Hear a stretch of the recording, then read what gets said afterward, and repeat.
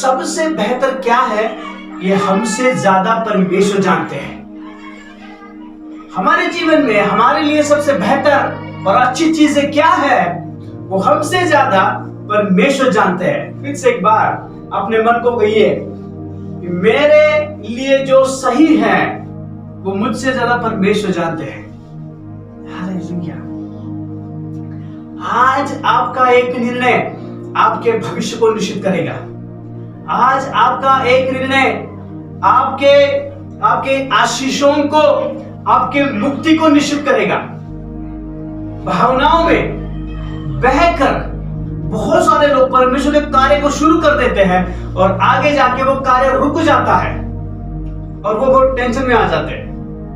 लेकिन जब आपके ऊपर वो अभिषेक आता है उस काम को करने के लिए, तब आपके अंदर की सामर्थ आपको बैठने, उठने, कुछ भी करने नहीं देगी उस सेवकाई के अलावा जिस सेवकाई के लिए आपको अभिषेक किया है।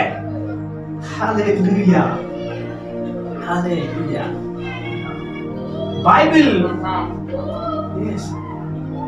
बाइबल परमेश्वर के द्वारा, थैंक यू जीसस, जब यीशु मसीह लोगों के सामने खड़े हैं और लोग उन दिनों में पुकार रहे हैं, हमें यीशु नहीं चाहिए, हमें बरअब्बास चाहिए। हमें यीशु नहीं चाहिए, हमें बरअब्बास चाहिए। ये लोग पुकार रहे हैं, पुकार रहे हैं, पुकार रहे हैं, चिल्ला रहे हैं। तो उन्होंने निर्णय लिया कि हमें यीशु मसीह नहीं चाहिए, हमें चाहिए बरअब्बास। यीशु मसीह परमेश्वर का पुत्र है और बरअब्बास इस शब्द का अर्थ है पुत्र। यीशु मसीह परमेश्वर का पुत्र है और बरअब्बास इस शब्द का अर्थ है पुत्र। यीशु मसीह को ग्रहण ना करते हुए लोगों ने बरअब्बास को स्वीकार कर लिया। तो जब वो दोनों, बरअब्बास और यीशु मसीह जब खड़े हुए थे,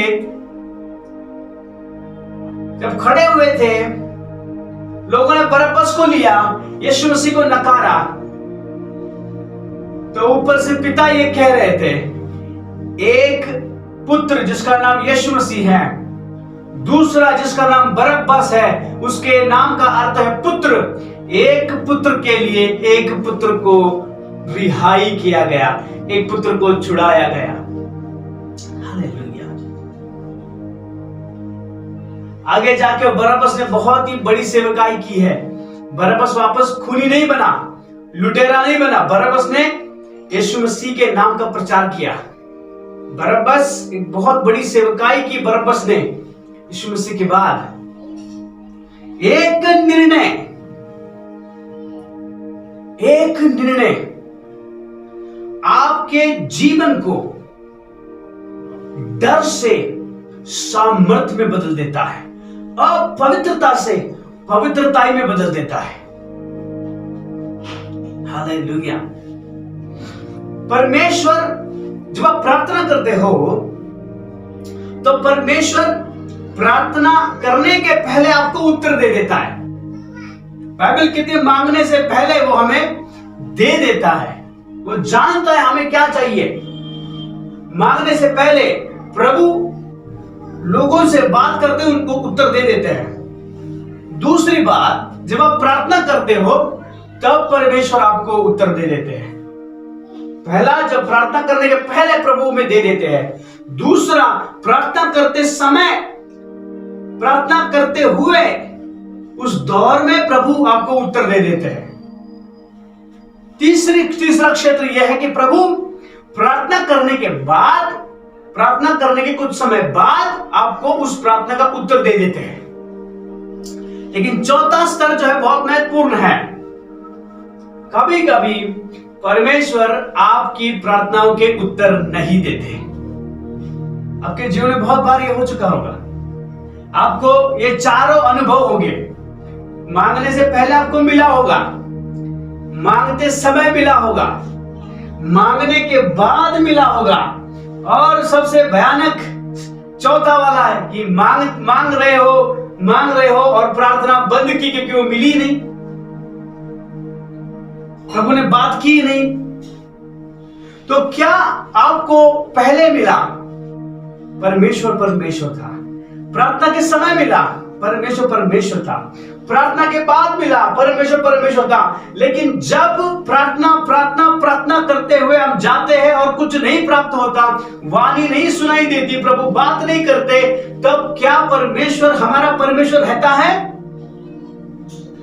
उस जगह जो है वो जगह डाउट, शंका, इन सारी बातों से भर जाती है। प्रभु हमें यह सिखाना चाहते हैं कि हमने जो निर्णय लिया है प्रभु के पीछे चलने का, उस निर्णय में हमें विश्वास योग्य रहना है। प्रभु बात करे या ना करे, प्रभु है। उन्होंने अभिवचन दिया है कि दुनिया के अंत तक वो आपको नहीं छोड़ेंगे। अगर आज प्रभु ने आपसे बात नहीं की तो इसका मतलब ये नहीं कि प्रभु ने आपको छोड़ा है।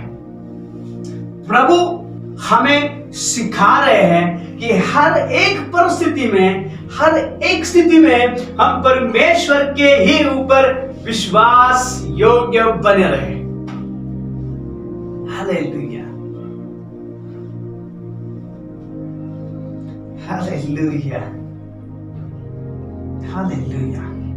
जब एलिया एक स्त्री के पास जाते हैं, जब बहुत ही बड़ा अकाल पड़ा था, उसके पास एक रोटी बनाने जितना ही सामान था। एलिया नबी उसके पास जाकर कहते हैं कि मुझे भूख लगी है, मुझे वो रोटी दे दो। तो वो स्त्री जिसके हाथ में वो रोटी है, वो सोच रही है, वो कह रही कि वो सोच रही कि अब ये रोटी खा के मैं और मेरा बेटा जो है वो मर जाएंगे। एलिया ने क्या कहा? एलिया ने कहा तुम मर जा, लेकिन रोटी मुझे खाने के लिए दे। एक बात तो समझो, उस रोटी में आधी आधी अगर वो दोनों खाते तभी भी उनका पेट नहीं भरता। लेकिन जब नबी वहां पर प्रकट हुए, वो कह रहे हैं कि वही रोटी मुझे दे दो, वही रोटी मुझे दे दो।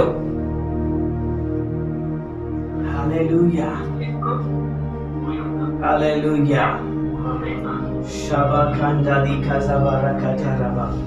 और वो रोटी देने का निर्णय एक ऐसी व्यक्ति लेती है जिसका मृत्यु उसको आगे दिखाई दे रहा है, जिसका बच्चा भूख से तड़प रहा है, उसके सामने जिसका बच्चा भूख से तड़प रहा है, वो मरने की दशा में है, वो स्त्री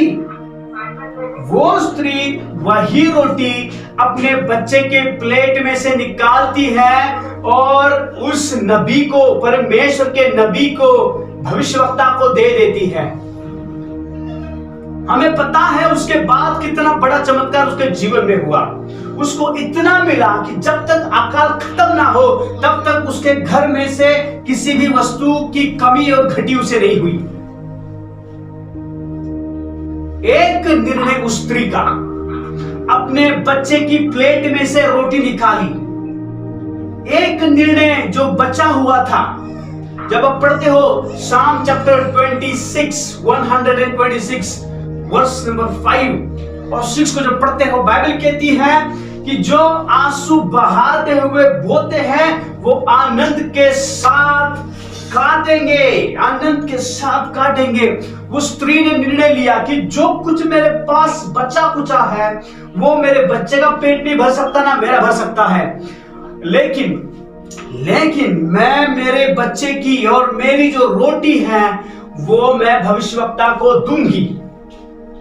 उसने इस निर्णय को लिया और हमें पता है उसने उस निर्णय को लेने के बाद उसका घर खाली नहीं बचा। पूरे शहर में, पूरे देश में अकाल पड़ा था, लेकिन वो एक स्त्री ऐसी थी कि जिसके घर में किसी भी बात की कमी नहीं घटी नहीं हुई जब तक अकाल खत्म नहीं हो जाता। उसका एक निर्णय,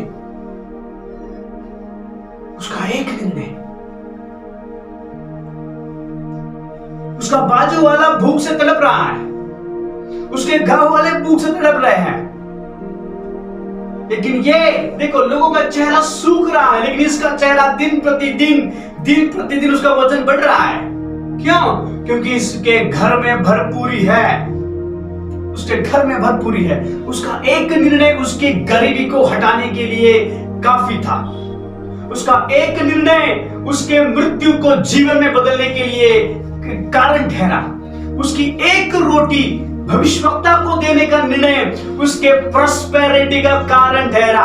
हालेलुया। जो मुझे सुन रहे हैं, हालेलुया, आमेन, आमेन, हालेलुया, हालेलुया। आपका एक निर्णय लोगों के जीवन को आशीषित करने का कारण बन जाता है।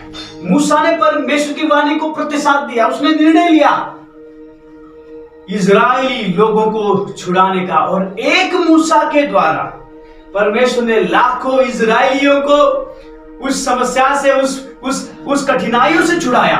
आपका एक निर्णय, परमेश्वर के पीछे चलने का एक निर्णय, परमेश्वर की वाणी को प्रतिसाद देने का एक निर्णय हजारों और लाखों लोगों के जीवन को, चंगाई को, छुटकारे को देने का कारण बन सकता है। आपके शहर को बचाने का कारण बन सकता है, आपके देश को बचाने का कारण बन सकता है।